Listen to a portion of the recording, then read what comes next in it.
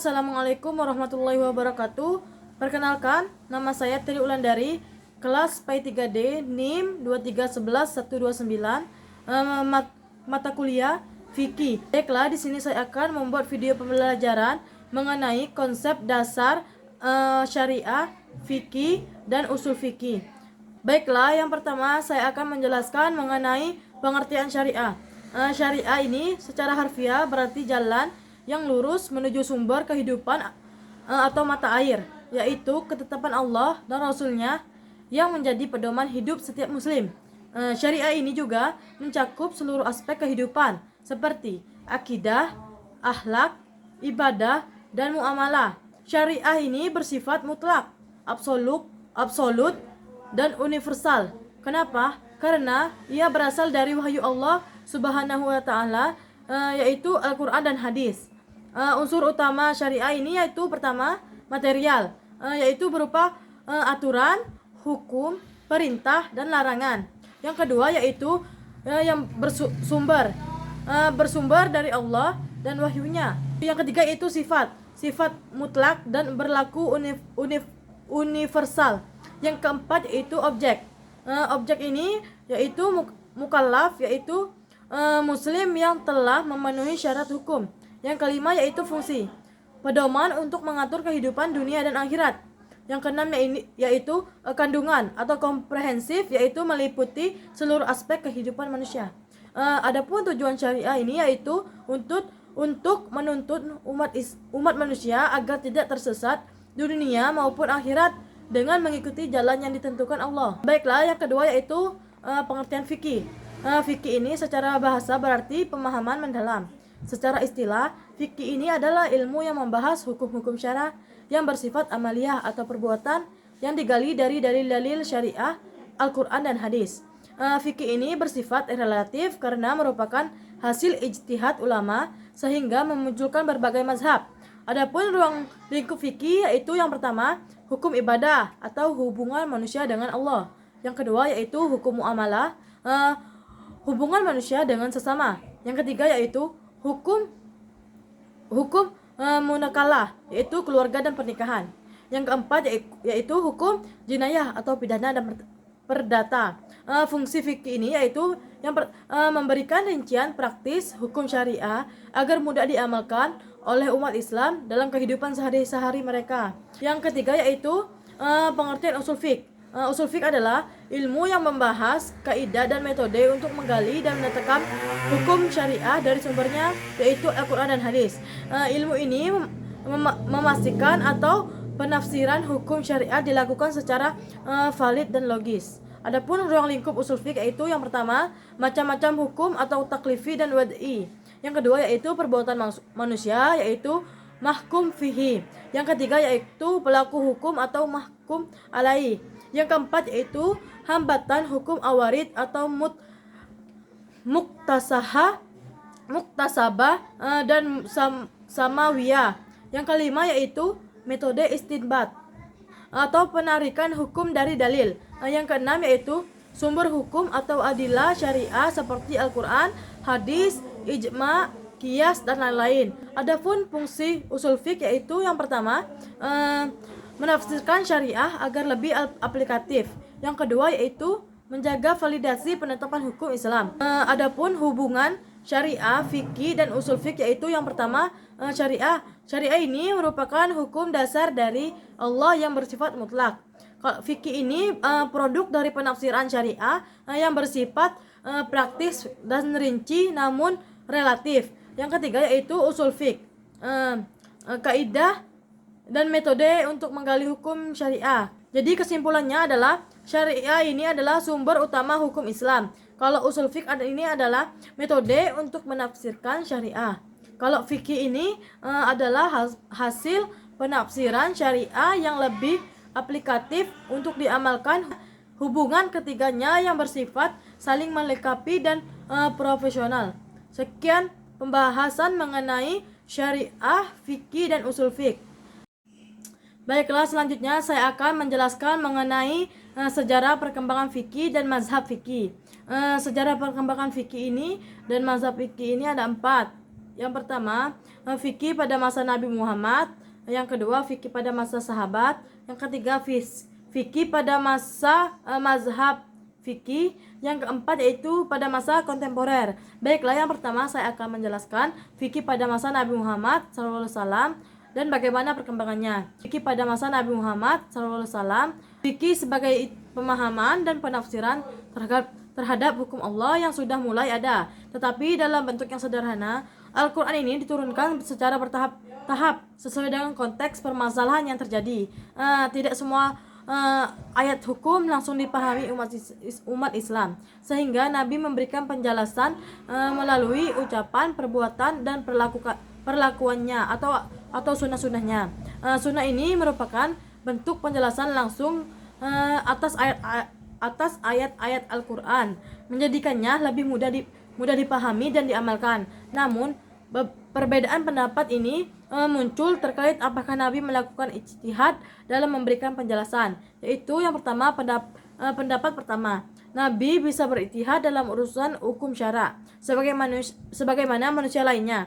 Dalilnya adalah beberapa peristiwa yang menunjukkan adanya kritik Allah terhadap tindakan Nabi yang didasarkan pada pertimbangannya sendiri, seperti dalam surat Al-Anfal ayat 67 dan At-Taubah ayat 43. Pendapat kedua yaitu Nabi tidak berijtihad karena setiap perkataan dan tindakannya dibimbing oleh wahyu, sebagaimana ditegaskan dalam surat An-Najm ayat 3-4. Yang ketiga yaitu pendapat Nabi yang berijtihad dalam perkara duniawi seperti strategi perang, tetapi dalam hukum syara segala tindakannya tetap berdasarkan wahyu. Di sini saya menyimpulkan bahwa fikih pada masa Nabi berkembang melalui sunnah sebagai bentuk penjelasan atas ayat Al-Quran, dan beberapa sunnah mungkin didasarkan pada ijtihad Nabi yang mendapat konfirmasi atau koreksi dari Allah.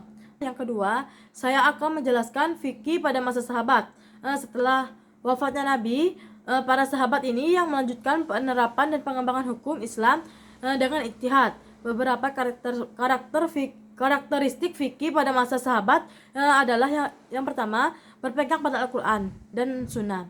Dalam menetapkan hukum, sahabat ini merujuk langsung kepada Al-Quran dan Sunnah Nabi. Yang kedua yaitu ijtihad individual.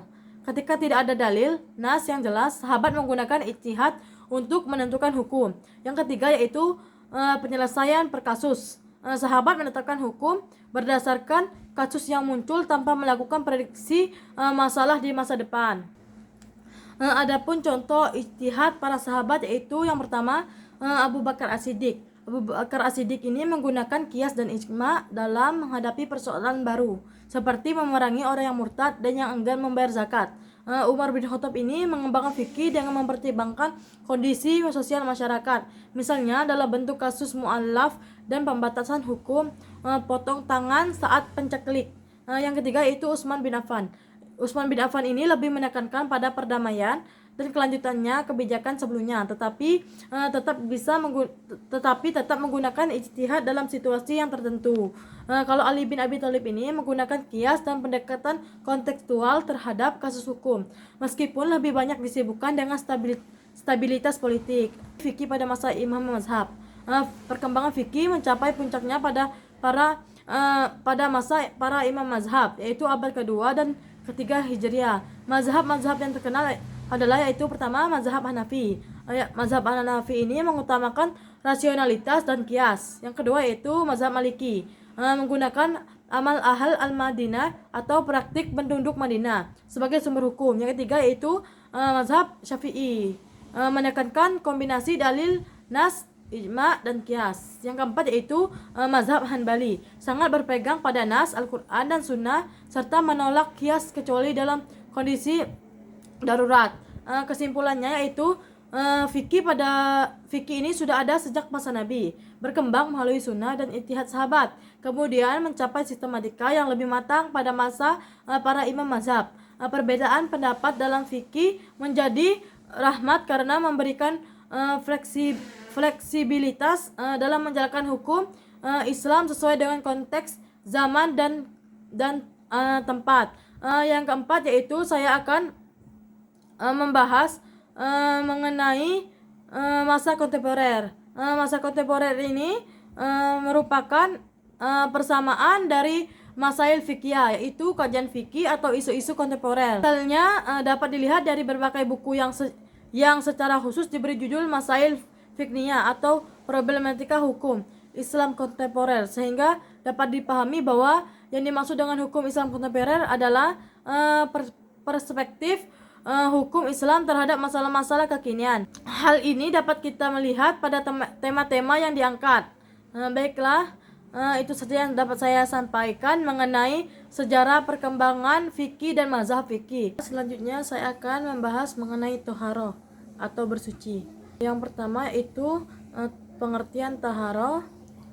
Toharoh secara bahasa bersih atau suci dari kotoran, baik yang kasat mata maupun tidak. Secara istilah bersih atau suci dari najis faktual atau seperti tinja, atau najis hukmi atau hadas kecil dan hadas besar. Adapun tujuan dari toharoh itu yaitu yang pertama bersuci dari hadas kecil dan besar. Yang kedua yaitu membersihkan diri dari dosa melalui taubat, sebagaimana disebutkan dalam surat Al-Baqarah. Macam-macam air dalam toharoh, yaitu yang pertama air mutlak, air suci dan mensucikan, seperti air hujan, air laut, air mata air, air salju dan air zam-zam. Surat Al-Furqan. Yang kedua yaitu air mutanajis, yaitu air yang tercampur najis dan berubah rasa, warna dan baunya sehingga tidak dapat digunakan untuk bersuci. Yang ketiga yaitu air musyammas, yaitu air yang dipanaskan matahari dalam bentuk logam tertentu. Hukumnya makruh digunakan jika ada alternatif lainnya. Yang keempat yaitu air mustakmal, yaitu air suci tetapi tidak mensucikan, seperti air bekas wudu, air bercampur bahan lain, atau air teh atau air kopi. Yang kedua yaitu wudu. Pengertian wudu. Wudu adalah proses pembersihan anggota tubuh tertentu untuk menghilangkan hadas kecil sebelum ibadah, seperti sholat. Surat Al-Maidah. Adapun rukun wudu, yang pertama yaitu niat, yang kedua yaitu membasuh wajah atau muka, yang ketiga yaitu membasuh tangan dari atas sampai ke siku selama 3 kali. Yang keempat yaitu mengusap sebagian kepala selama 3 kali. Yang kelima yaitu membasuh kaki hingga mata kaki. Yang keenam yaitu tertib. Adapun hal yang membatalkan wudu, yang pertama yaitu keluar najis dari tubuh. Yang kedua yaitu tidur yang nyenyak sehingga kita itu hilang ingatan. Yang keempat yaitu hilangnya kesadaran. Yang keempat yaitu bersentuhan kulit dengan lawan jenis. Menurut sebagian ulama itu. Adapun tayamum, tayamum ini yaitu pengganti wudu yang menggunakan debu bersih yang dilakukan saat tidak ada air atau tidak memungkinkan menggunakan air. Rukun tayamum yaitu yang pertama niat, yang kedua mengusap wajah dengan debu, yang ketiga yaitu mengusap kedua tangan hingga siku, yang keempat yaitu tertib. Adapun hal-hal yang membatalkan tayamum yaitu yang pertama, jika tersedia air kita tidak boleh bertayamum. Yang kedua yaitu hilangnya alasan tayamum seperti sembuh dari sakit. Adapun mandi wajib, pengertian mandi wajib yaitu menyiram air ke seluruh tubuh dengan niat untuk menghilangkan hadas besar. Perkara yang mewajibkan mandi yaitu yang pertama keluarnya mani, yang kedua yaitu selesainya haid atau nifas, yang ketiga yaitu setelah melahirkan, yang keempat yaitu meninggal dunia atau jenazah dimandikan kecuali syahid. Adapun fardu mandi yaitu yang pertama yaitu niat, yang kedua meratakan air ke seluruh tubuh. Tata cara sunnah, yang pertama yaitu membasuh tangan dari kemaluan, yang kedua yaitu berwudu sebelum mandi, yang ketiga yaitu mengalirkan air ke kepala 3 kali, kemudian ke seluruh tubuh dengan mendahulukan sisi kanan lalu sisi kiri. Baiklah, itu saja pembahasan mengenai toharo. Selanjutnya saya akan membahas mengenai sholat fardu dan sholat sunnah.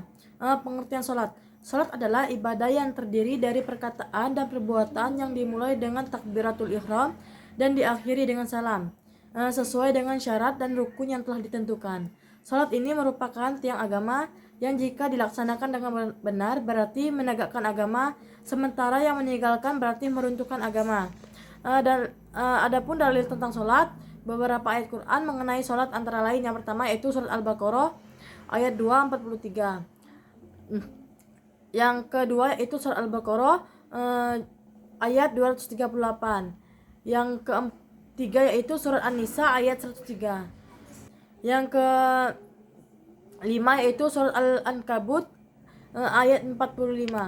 Adapun syarat-syarat salat yaitu yang pertama syarat sahnya, yaitu yang pertama yaitu suci dari hadas kecil dan besar dan najis. Yang kedua yaitu menutup aurat. Yang ketiga yaitu salat dari tempat yang suci. Yang keempat yaitu masuk waktu salat dan menghadap ke kiblat. Adapun syarat wajib salat yaitu yang pertama beragama Islam, yang kedua balik, yang ketiga berakal. Waktu salat fardu yaitu subuh. Pertama kan salat fardu kan itu ada 5, yaitu pertama subuh, zuhur, asar, maghrib dan isya. Salat subuh ini dari fajar shadiq hingga terbitnya matahari. Salat zuhur ini setelah matahari tergelincir atau istiwa. Salat asar ini ketika bayangan benda lebih panjang dari benda itu sendiri. Yang keempat yaitu salat maghrib setelah terbenamnya matahari. Yang kelima yaitu salat isya setelah hilangnya cahaya merah atau syafaq hingga terbitnya fajar. Adapun tata cara salat yaitu yang pertama yaitu niat. Niat ini berdiri menghadap kiblat dengan niat sesuai dengan jenis salat yang akan dilakukan. Yang kedua yaitu takbiratul ihram, mengangkat tangan sambil mengucapkan Allahu Akbar. Yang ketiga itu doa iftitah, membaca doa setelah takbiratul ihram. Yang keempat yaitu membaca Al-Fatihah dan surah atau ayat-ayat lain setelahnya. Yang kelima yaitu ruku, menggabungkan badan dengan kedua tangan, memegang lutut, membaca subhana rabbiyal azimi wa bihamdi. Yang keenam yaitu i'tidal, berdiri tegak sambil mengucapkan sami Allahu liman hamidah dan doanya. Yang ketujuh yaitu sujud, meletakkan dahi ke lantai dengan doa subhana rabbiyal a'la wa bihamdi. Yang kedelapan yaitu duduk di antara sujud. Yang kesembilan yaitu tasyahud awal. Yang ke-10 yaitu tasyahud akhir. Yang ke-11 yaitu salam. Dengan tata cara sholat yang benar, sholat ini menjadi sarana untuk mendekatkan diri kepada Allah. Adapun macam-macam sholat sunnah dan tata cara pelaksanaannya, yaitu yang pertama yaitu pengertian sholat sunnah. Sholat sunnah ini adalah ibadah yang diajarkan oleh Rasulullah SAW selain sholat wajib yang bertujuan untuk mendekatkan diri kepada Allah. Sholat sunnah pada umumnya itu dikerjakan 2 rakaat dan jika lebih dari 2 rakaat. Perbedaan utama antara sholat sunnah dan sholat fardu yaitu terletak pada niatnya dan tambahan bacaan tertentu pada beberapa jenis sholat sunnah. Adapun macam-macam sholat sunnah yaitu pertama sholat sunnah rawatib, sholat sunnah yang dikerjakan sebelum atau sesudah sholat fardu. Sunnah muakkad yang sangat dianjurkan. Yang pertama itu qobliyah zuhur, sebelum sholat zuhur 2 rakaat, ba'diyah zuhur sesudah sholat zuhur 2 rakaat, ba'da maghrib sesudah sholat maghrib 2 rakaat, ba'da isya sesudah sholat isya 2 rakaat, qobliyah subuh sebelum sholat subuh 2 rakaat, sunnah goiru atau muakkad atau biasa. Yang pertama itu qobliyah zuhur 2 rakaat sebelum zuhur, yang kedua itu ba'da zuhur 2 rakaat sesudah zuhur, yang ketiga itu qobliyah asar 2 rakaat atau 4 rakaat sebelum asar. Yang keempat yaitu qobliyah maghrib 2 rakaat sebelum maghrib atau optinal. Yang kelima yaitu qobliyah isya 2 rakaat sebelum isya. Salat tahajud. Salat tahajud yang dianjurkan dikerjakan pada malam hari setelah isya hingga sebelum subuh dengan waktu terbaik adalah sepertiga malam terakhir. Niatnya dalam hati aku sengaja salat tahajud 2 rakaat karena Allah Ta'ala. Yang ketiga yaitu salat tarawih, salat sunnah khusus yang dikerjakan pada malam bulan Ramadan. Yang keempat yaitu salat witir, salat sunnah dengan rakaat ganjil yaitu 1, 3, 5, 7, 9 dan 11 yang dikerjakan malam hari. Pada rakaat terakhir salat witir ini disunahkan untuk membaca doa kunut. Yang kelima yaitu salat sesudah wudhu. Setelah berwudhu disunahkan untuk sholat 2 rakaat. Yang keenam yaitu sholat tahiyatul masjid, sholat yang dilakukan ketika masuk masjid, 2 rakaat sebagai penghormatan kepada masjid. Yang ketujuh yaitu sholat awabin, sholat yang dilakukan setelah sholat maghrib sebanyak 2 rakaat sampai 6 rakaat. Yang kedelapan yaitu sholat duha, sholat yang dikerjakan pada waktu duha, yakni sekitar pukul 7 pagi hingga menjelang zuhur. Selanjutnya yaitu sholat hajat. Sholat hajat ini adalah sholat sunnah yang dikerjakan karena mempunyai hajat agar dikabulkan oleh Allah Subhanahu wa Ta'ala. Yang 11 yaitu sholat taubat. Sholat sunnah taubat adalah sholat yang dilakukan oleh seseorang yang bertaubat kepada Allah karena telah melakukan perbuatan dosa.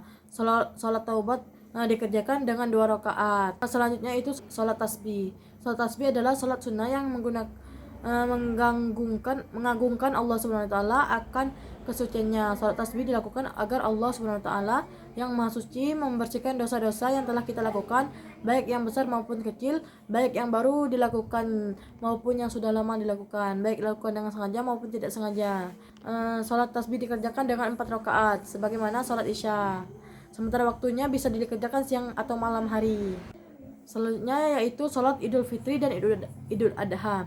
Di dalam Islam ada 2 hari raya, yakni hari raya Idul Fitri yang jatuh pada 1 Syawal dan hari raya Idul Adha yang jatuh pada 10 Zulhijjah. Dalam 2 hari raya tersebut hukumnya sunnah muakkad untuk melakukan sholat Idul Fitri atau sholat Idul Adha ini. Sholat ini dikerjakan dengan 2 rakaat, tidak didahului dengan azan dan iqamah, dan setelah sholat dilanjutkan dengan khutbah hari raya. Selanjutnya yaitu sholat istisqa. Apabila terjadi kemarau panjang, sungai dan sumber air mulai kekeringan, tanaman juga tidak dapat tumbuh dengan subur, bahkan diantaranya mati, maka sunnah untuk hukumnya untuk meminta turunan hujan kepada Allah. Meminta hujan kepada Allah. Baiklah, selanjutnya itu sholat mutlak. Sholat sunnah mutlak adalah sholat sunnah yang boleh dikerjakan pada waktu kapan saja, asalkan tidak ada waktu yang dilarang untuk mengerjakan sholat. Satu-satunya penyebab mengerjakan sholat mutlak adalah melakukan kebaikan guna mendekatkan diri kepada Allah Subhanahu wa Ta'ala. Baiklah, yang kelima yaitu sholat jamak dan sholat qashar. Pengertian sholat jamak yaitu ialah mengerjakan sholat yang digabungkan, maksudnya mengumpulkan 2 sholat fardu yang dilaksanakan pada satu waktu dengan syarat tertentu.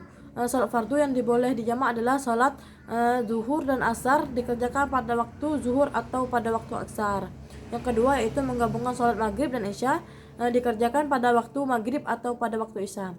Sedangkan sholat subuh tetap pada waktunya, tidak boleh digabungkan dengan sholat lain, dan tidak pula menggabungkan sholat asar dan sholat maghrib. Hukum sholat jamak ialah mubah atau boleh bagi orang-orang yang memenuhi persyaratan. Sholat jamak ini dapat dilaksanakan dengan 2 cara, yaitu yang pertama jamak takdim atau jamak yang didahulukan, yakni mengumpulkan 2 sholat yang dilaksanakan pada waktu yang pertama. Yang kedua yaitu jamak takhir, jamak yang diakhirkan, yakni mengumpulkan 2 sholat yang dilaksanakan pada waktu yang kedua. Selanjutnya yaitu sholat qashar.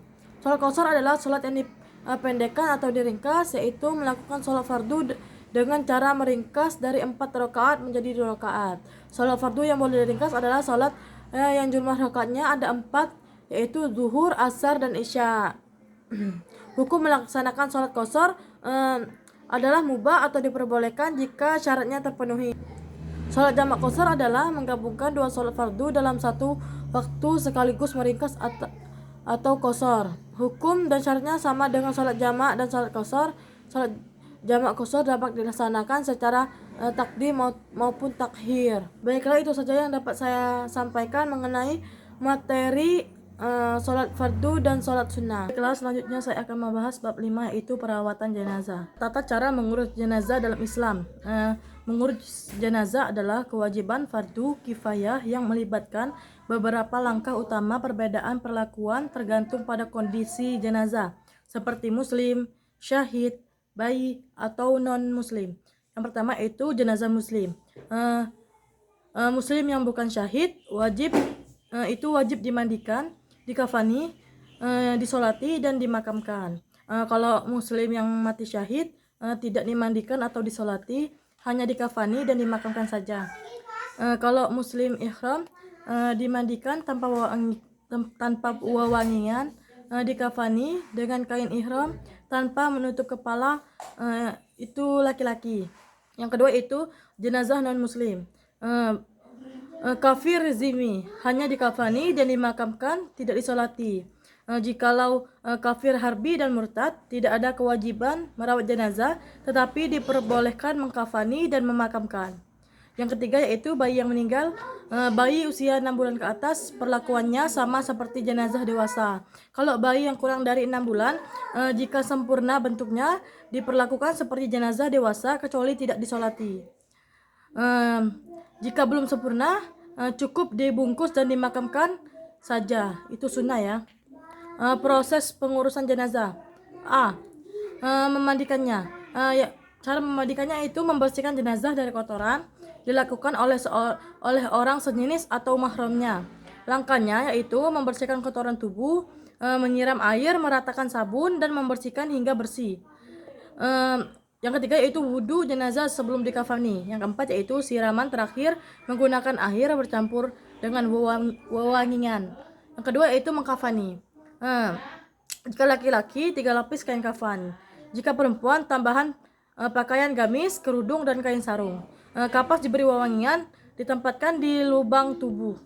Kain dilipat dari kiri ke kanan dan diikat dengan tali. Cara mensolati dilakukan 4 takbir tanpa ruku dan sujud. Takbir pertama membaca Al-Fatihah, takbir kedua membaca salawat, takbir ketiga mendoakan jenazah, takbir keempat yaitu berdoa dan diakhiri dengan salam. Yang keempat yaitu menguburkan. Disunahkan menyelenggarakan pemakaman. Yang kedua itu jenazah diletakkan dalam lubang menghadap ke kiblat. Yang ketiga itu dibaca doa dan zikir selama proses pemakaman. Catatannya adalah untuk jenazah yang tidak memungkinkan dimandikan, misalnya terbakar, cukup ditayamumkan saja. Semua proses ini dilakukan dengan penuh penghormatan karena manusia adalah makhluk yang paling mulia. Sekian penjelasan mengenai perawatan jenazah. Baiklah, selanjutnya saya akan membahas bab 6 yaitu tentang puasa. Pengertian puasa. Saum atau siam dalam bahasa Arab berarti imsak atau menahan diri. Dalam konteks Al-Quran, istilah ini digunakan dalam berbagai makna seperti dalam surat Maryam ayat 26. Ketika Allah memerintahkan Maryam untuk bernazar puasa dan menahan diri dari berbicara. Maka makan, minum, dan bersenang hatilah kamu. Jika kamu melihat seseorang manusia, maka katakanlah, sesungguhnya aku telah bernazar berpuasa untuk Tuhan yang Maha Pemurah, maka aku tidak akan berbicara dengan seseorang manusia pun pada hari ini. Secara terminologi atau syariat, syam berarti ibadah untuk mendekatkan diri kepada Allah dengan menahan diri dari makan, minum, dan hal-hal yang membatalkan puasa, mulai dari terbit fajar hingga terbenamnya matahari.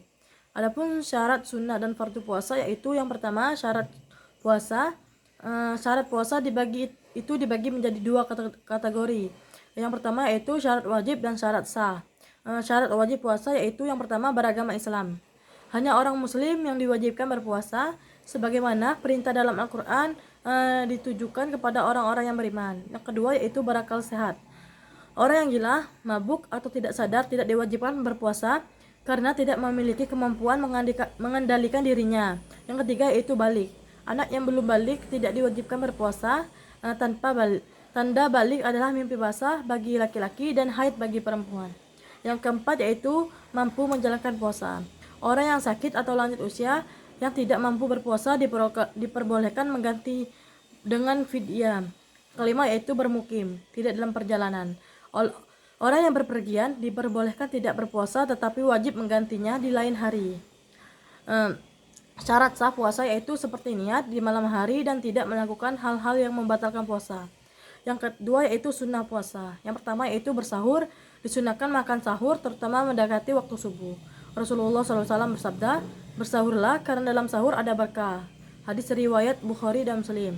Yang kedua yaitu menyegerakan berbuka. Rasulullah bersabda, manusia akan selalu dalam kebaikan selama mereka menyegerakan berbuka. Hadis riwayat Bukhari dan Muslim.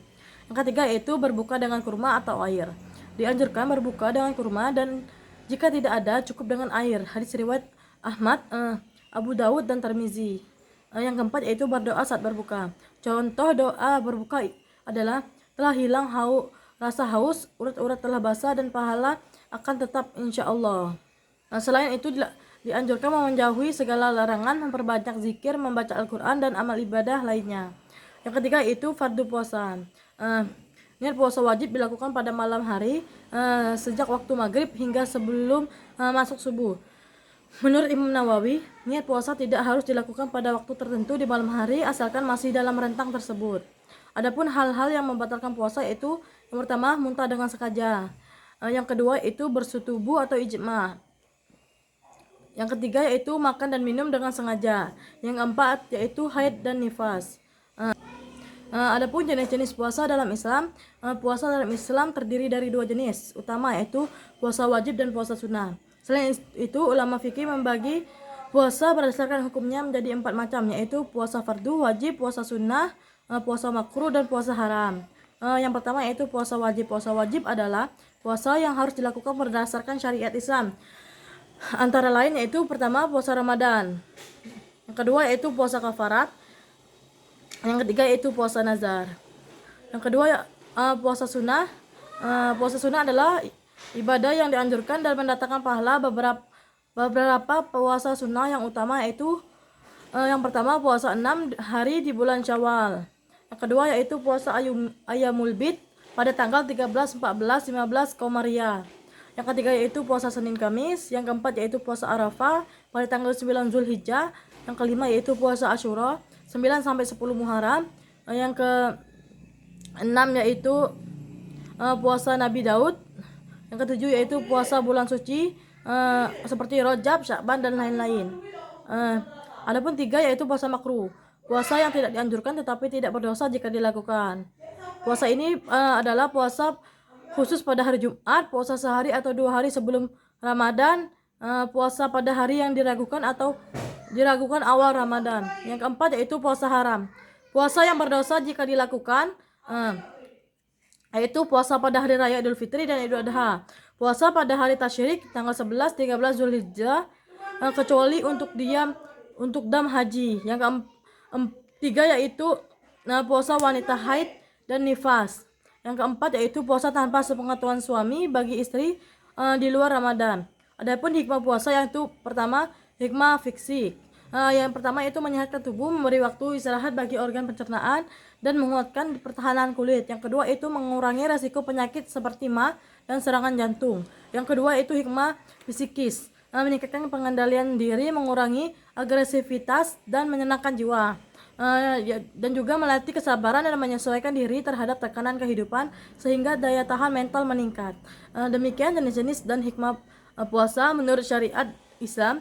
Puasa tidak hanya ibadah fisik tetapi juga sarana untuk menyucikan jiwa dan meningkatkan ketakwaan kepada Allah Subhanahu wa taala. Sekian pembahasan mengenai puasa. Baiklah, selanjutnya saya akan membahas mengenai bab 7 yaitu zakat. Adapun pengertian zakat secara bahasa, zakat berarti keberkahan, pertumbuhan, kesucian, dan perkembangan. Secara istilah, zakat adalah bagian dari harta yang wajib dikeluarkan oleh umat Islam yang memenuhi syarat tertentu. Zakat ini bertujuan untuk menyucikan harta, membersihkan jiwa, dan membantu sesama. Zakat juga menjadi wujud ibadah syukur kepada Allah Subhanahu wa taala. Adapun hukum zakat yaitu hukum zakat adalah wajib bagi setiap muslim yang memenuhi syarat tertentu. Terdapat dalilnya dalam yang pertama yaitu surat At-Taubah ayat 103, artinya menyucikan dan membersihkan harta melalui zakat. Yang kedua itu surat Al-Baqarah ayat 43, perintah menunaikan zakat bersamaan dengan sholat. Yang ketiga yaitu hadis Nabi Muhammad SAW, ancaman bagi orang yang tidak menunaikan zakat atau harta akan menjadi ular berbisa di akhirat. Adapun macam-macam zakat yaitu yang pertama zakat fitrah. Zakat fitrah ini wajib bagi setiap muslim dibayarkan sebelum Idul Fitri. Yang kedua yaitu bentuknya makanan pokok sebanyak 1 syar atau 2,5 kg atau uang yang setara. Yang kedua itu zakat mal atau zakat harta. Dikeluarkan setahun sekali atas harta yang telah mencapai nisab. Contohnya yaitu emas, perak, hasil ternak, hasil pertanian, dan pendapatan atau profesi. Adapun nisab zakat yaitu emas 20 dinar atau 2,5%, perak 200 dirham atau 2,5%, jikalau hasil pertanian yaitu 10% jika air itu air hujan, air alami. Jikalau air itu air kayak menggunakan pompa, menggunakan robin itu 5%. Adapun tujuan dari dan hikmah zakat yaitu yang pertama membantu fakir, miskin dan mustahik lainnya, yaitu yang kedua menghilangkan sifat kikir, iri hati dan dengki. Yang ketiga itu membina persaudaraan dan solidaritas sosial. Yang keempat yaitu mewujudkan pemerataan rezeki untuk keadilan sosial. Yang kelima itu mendapatkan keberkahan dan pahala dari Allah Subhanahu wa taala. Yang kelima itu asnaf atau golongan penerima zakat. Yang pertama itu fakir dan miskin untuk memenuhi kebutuhan pokok mereka. Yang kedua itu amil zakat atau petugas pengelolaan zakat. Yang ketiga yaitu mualaf, baik yang baru masuk Islam ataupun yang masih diharap keimanannya. Yang keempat yaitu rikob atau budak atau samba sahaya untuk pembebasannya. Yang kelima yaitu gharim, orang yang berhutang untuk keperluan syar'i dan tidak mampu melunasinya. Yang keenam itu fisabilillah, orang yang berjuang di jalan Allah seperti dai atau pejuang dakwah. Yang ketujuh itu ibnu syabil atau musafir atau orang yang dalam perjalanan tanpa bekal. Pun niat zakat fitrah untuk diri sendiri yaitu nawaitu an ukhrija zakata fitri an nafsi fardalillahi ta'ala. Niatnya aku niat mengeluarkan zakat fitrah untuk diriku sendiri, fardu karena ta'ala. Zakat fitrah ini ada beberapa macam. Yang pertama itu zakat untuk diri sendiri, yang kedua zakat untuk istri, yang ketiga zakat untuk anak laki-laki, yang keempat zakat untuk anak perempuan, yang kelima yaitu zakat untuk diri dan keluarga, yang keenam zakat untuk orang yang diwakilkan. Selain zakat fitrah ada juga zakat mal. Niatnya zakat mal ini nawaitu an ukhrija zakata mali fardalillahi ta'ala. Artinya aku berniat mengeluarkan zakat hartaku fardu karena ta'ala.